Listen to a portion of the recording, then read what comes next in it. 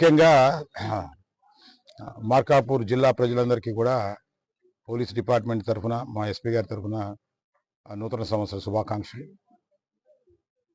So విషయానికి వస్తే ఈరోజు బేస్తవారిపేటలో ఒక హత్య జరిగింది. ఇక్కడ జయంపు కృష్ణ అని ఒక వ్యక్తి ఒక 3 నెలల నుంచి, అంటే ఫ్యామిలీకి దూరంగా ఉంటున్నాడు. 3 నెలల నుంచి అతను చినరంగయ్య, కొమరోలు చినరంగయ్య అని ఆ వ్యక్తి ఒక చిన్న ఒంటరిగా ఒక ఇంట్లో ఉంటే అతనితోటే జాయిన్ అయ్యాడు. సో అంతకుముందు కూడా ఈ చనిపోయిన వ్యక్తి ఇదే ఊర్లో బతుకుతుండేది. బట్ ఇద్దరు ఒంటరిగా ఉండి, ఇద్దరు కూడా ఫ్యామిలీస్ లేవు.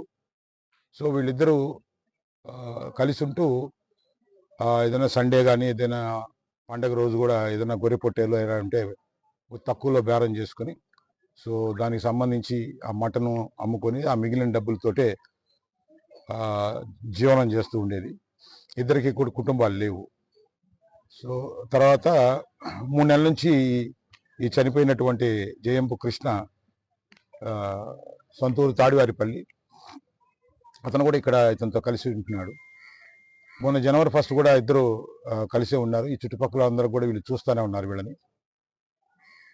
ఉంటే అంటే ఇద్దరు ఒంటరి మగవాళ్ళు కాబట్టి, సో ఇద్దరు సాయంత్రం కొంచెం తాగి కొంచెం న్యూసెన్స్ కూడా, అంటే మరీ ఇంత ఇదిగాని కాదు కానీ, సో వాళ్ళు ఎప్పుడు కూడా తాగి తూలుతుండేది కూడా ఈ చుట్టుపక్కల ప్రజలు గమనించారు. సో 1వ తారీఖు కూడా వాళ్ళిద్దరు కదలికలు ఉన్నాయి. సో ఈరోజు ఉదయం చుట్టుపక్కల వాళ్ళు, సో ఇతను 11 గంటలైనా కానీ ఇంకా నిద్ర లేదు అనే ఒక చిన్న అనుమానంతో, ఇట్లేదైనా అనారోగ్యంతో ఏమన్నా ఇబ్బంది పడ్డారని చూస్తే అతని మీద రక్తగాయాలు కనపడ్డాయి. సో ఆ విషయం తెలిసి వాళ్ళ బ్రదరు పోలీస్ స్టేషన్లో రిపోర్ట్ ఇవ్వడం జరిగింది. సో దాని మీద ఇతను ఎస్టీ కులానికి సంబంధించిన వ్యక్తి చనిపోయిన అతను. సో దానికి సంబంధించి ఎస్సీ ఎస్టీ కేసు కింద, ఇది హత్య ఎస్సీ ఎస్టీ కేసు కింద రిపోర్ట్ చేశారు. సో దానికి దర్యాప్తు అధికారిగా సో నేను వచ్చి ఇప్పుడు నేరస్థలము అవన్నీ కూడా పరిశీలించడం జరిగింది. క్లూస్ టీమ్ కూడా వచ్చింది. సో ఇది ఎలా జరిగింది అనేది ఇంకా పూర్తిగా బయటకు రాలేదు. కానీ ఏ వ్యక్తి అయితే అతనితో కలిసి ఉంటున్నాడో, ఆ చిన్నరంగయ్య అనే వ్యక్తి, సో ఇతను చనిపోయినప్పటి నుంచి అతను కనపట్లేదు కాబట్టి, సో ఆ యాంగిల్లో దర్యాప్తు చేస్తున్నాం. అతను ఇంతవరకు కూడా ఎక్కడ కనపడ్డ ఆచూకీ కనపట్టలేదు. ఈ కేసు దర్యాప్తులో ఉంది. సో మిగతా వివరాలని దర్యాప్తులో బయటపడే విషయాలను బట్టి ఈ హత్య ఎలా జరిగింది ఏందనేది తెలియజేస్తాం.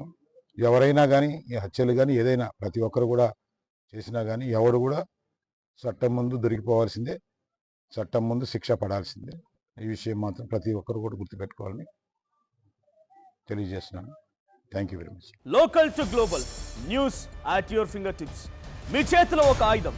Download R TV app. Media legend Ravi Prakash is back.